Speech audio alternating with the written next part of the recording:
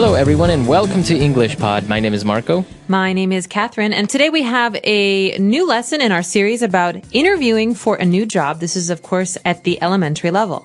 That's right. So this is part 4 of our interview series. Remember, we are taking a look each week at giving you tips and also the proper language for when you have an interview in English. And on this occasion, we're going to talk about our work experience. Okay, you'll remember we talked a little bit about educational experience and educational background. Well, today is all about your last couple of jobs. All right, so I think we should just listen to the dialogue for the first time, and we'll be back in a bit with language takeaway.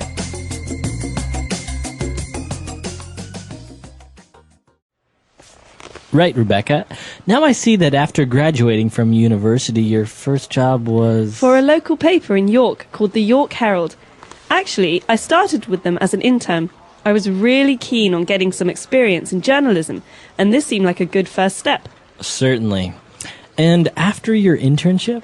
They seemed impressed and offered me a position as a junior local news reporter.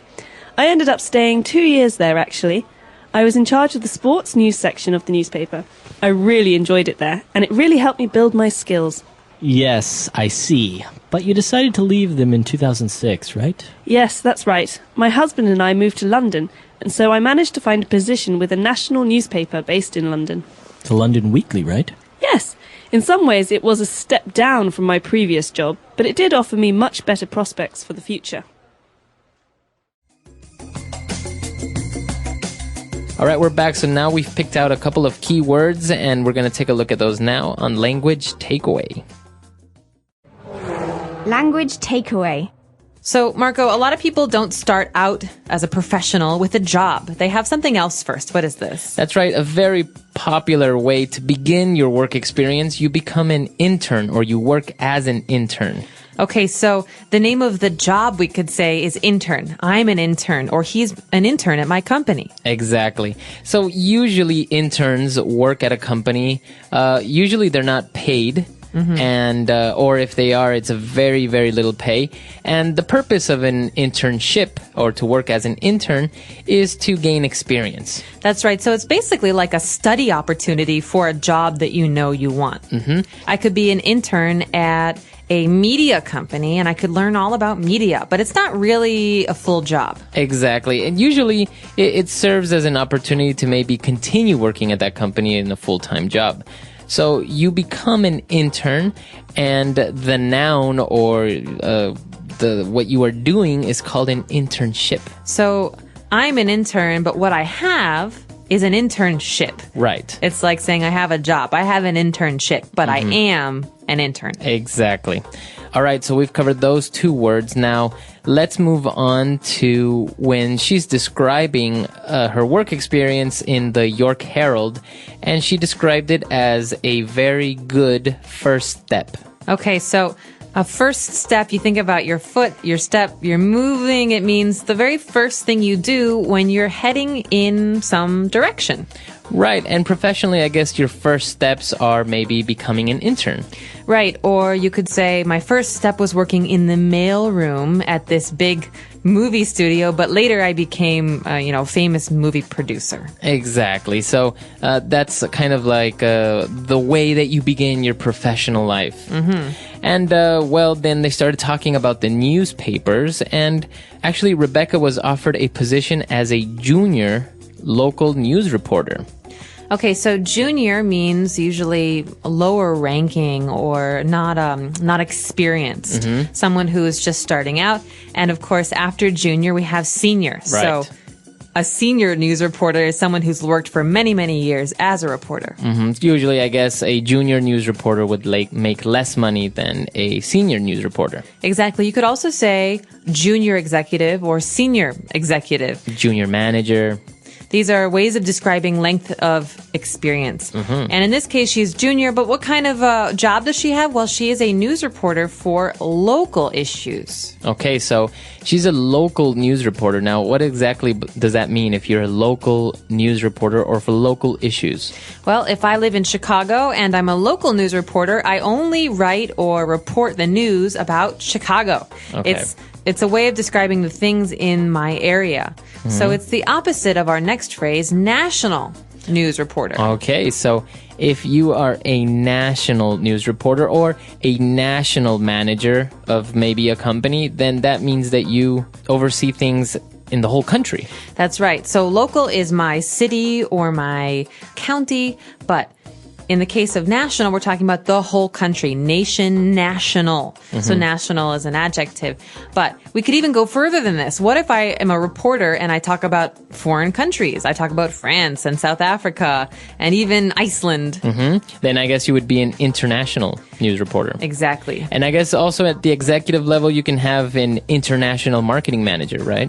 That's right. International marketing manager, national marketing manager. These are very important ways to divide work, to say he is the international manager, here's the national manager. This tells you the kind of the size of this person's job. Exactly. Okay. So now more or less you know how these jobs can be divided: junior, senior, national, local, etc. So I think we should go back to the dialogue. Let's listen to this dialogue again, and we'll be back in a bit.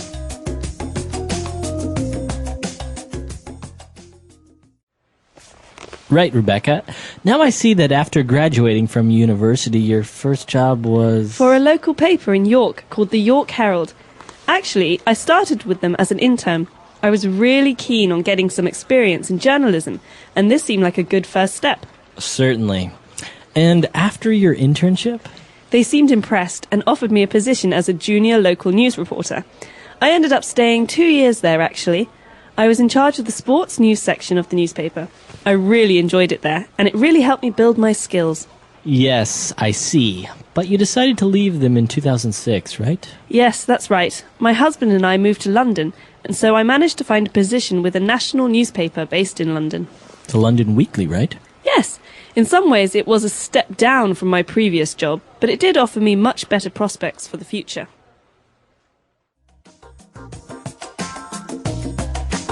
All right, so now let's start with a couple of phrases and phrasal verbs on Fluency Builder.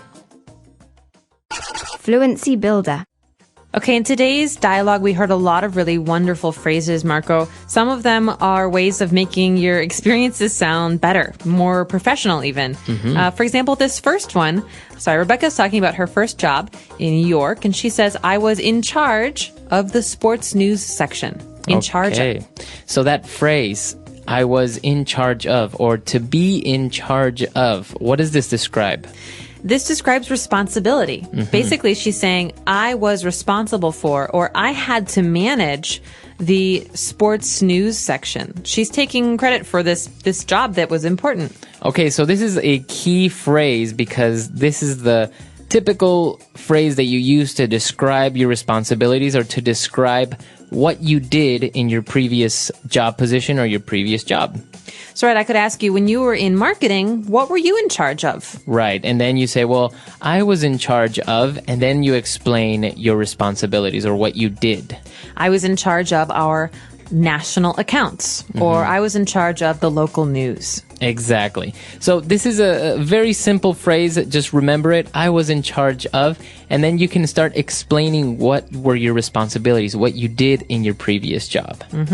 All right. Moving on now towards the end of that paragraph, Rebecca says that, well, being in charge of the sports news section was really fun, and it really helped her build my skills. It really helped me build my skills. So to build your skills, or in this case, I build my skills, means that I have some skills, but maybe they're not really developed. Maybe, I just finished college. I want more experience. Well, in that time during my first job, I build my skills.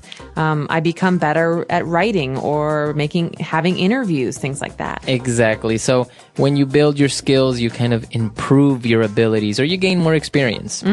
All right. And another interesting phrase coming up here when Rebecca talked about moving to London with her husband, she said, I managed to find a position with a national newspaper. Okay, so I managed to, or you could say to manage to do something.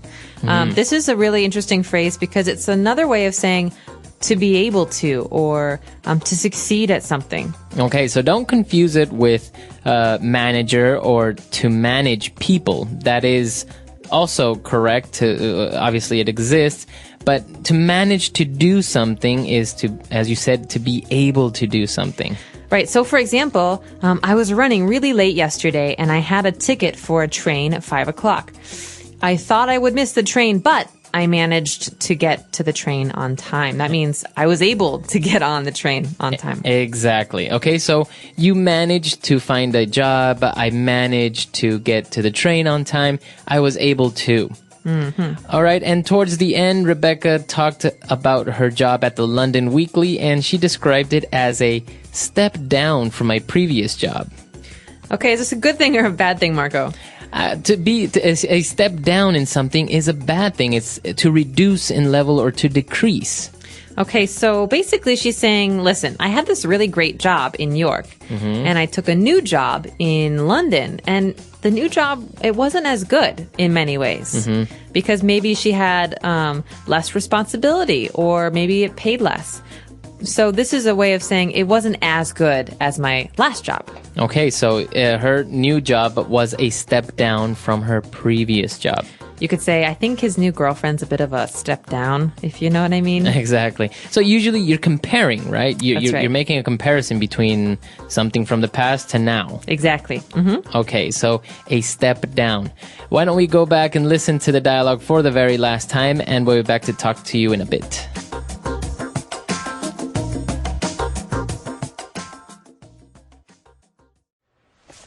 Right, Rebecca.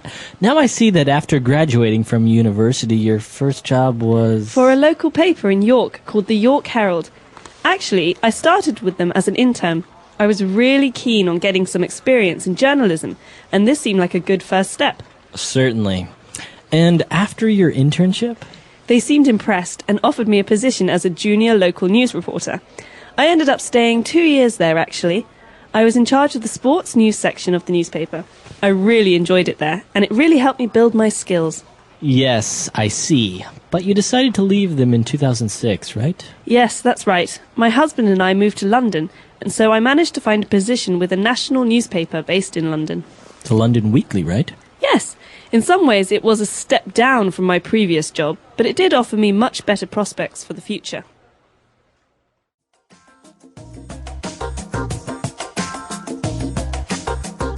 All right, so talking about internships and interns, it seems that usually they get, it's not very exciting to become an intern because it ends up that the office people just make you, make coffee or copies and stuff like that. You're not really gaining much work experience. That is the reputation in the United States for internships. So basically, when you agree to do an internship, sometimes you have to apply to do an internship. It's a very long process.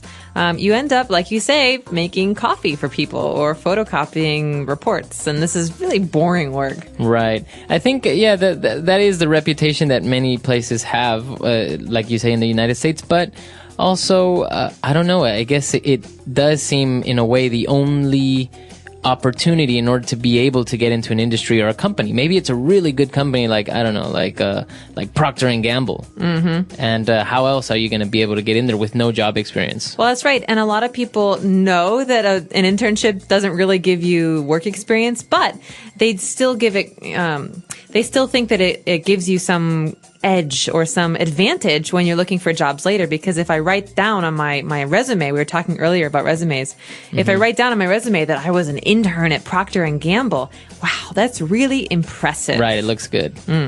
All right, so this is an interesting topic. Let us know if you were ever an intern. Maybe you started out as an internship, or maybe you're doing one now.